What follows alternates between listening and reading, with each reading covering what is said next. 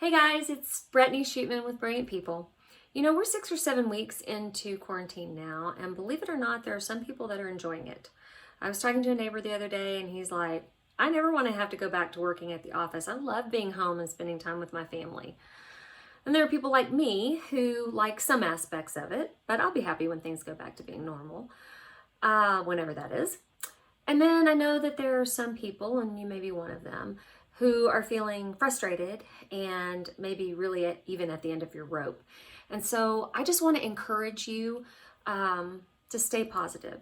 And so my quote for today is, "You'll never have this day again, so make it count."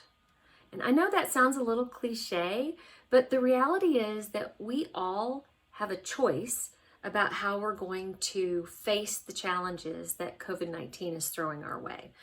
We can freak out about our circumstances or worry about, what the future might look like. Or we can decide to face it down with positivity and a plan. And so here's the idea. The study of neuroscience has shown that when you see someone else show an emotion, the same areas in your brain are activated. So if you see somebody smile, it typically will make you smile back. Or if you see somebody cry, you'll feel compassion or you'll have some shared emotion with them. So my thought is, how about if we all just think outside ourselves? What if we came up with something that we could focus on every day that we are going to do for someone else, so that we can create some happiness on their part, and if we see their face, it's going to get shared with us. All right, so here are some ideas. Whatever area you live in, you have a police department, a fire department, and you probably have a nearby ER. You may have many. You can call and find out how many people are in each of those, and you can order food online and then take it to them. You can, I know that we did this, or we're doing this weekend. We're going to do smoothies for our ER. My neighbor, she did burritos this week. And, so we're helping the businesses, the local businesses, but we're also feeding those people that are, really being overworked right now, trying to protect and save us.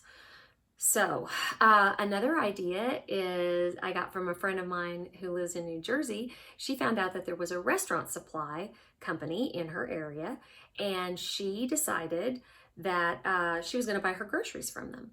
So I think there's like a $200 minimum or something. So she went and talked to all her neighbors, and they decided to collectively order their groceries from this business.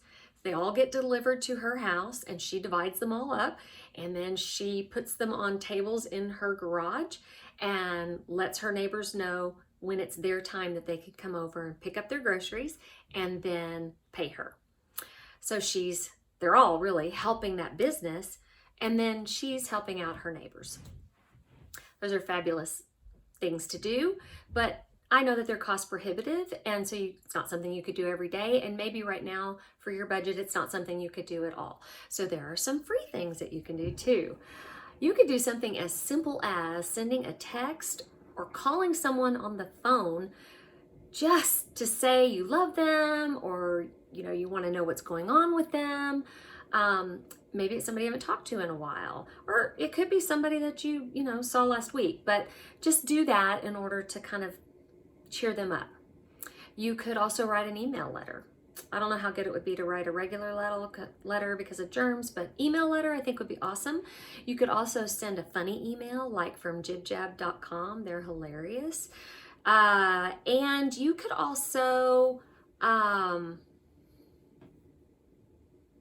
do something for yourself.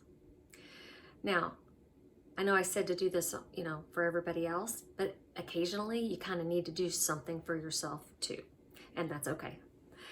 All right, so my challenge to you is to start a quarantine journal and to come up with one thing every day that you can do for someone else, occasionally for yourself, And then you're going to do whatever that is, and then you're going to write it down in your journal, and you're going to say how you felt when you did it.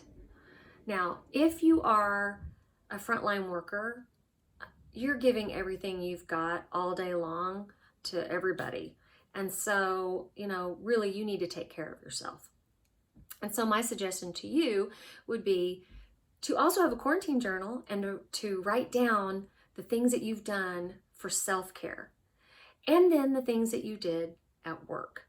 Journaling is a great way to just release pent-up emotions.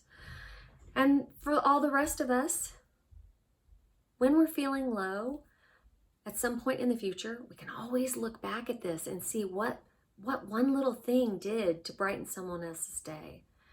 And we can feel good about that. So chin up. See you next time.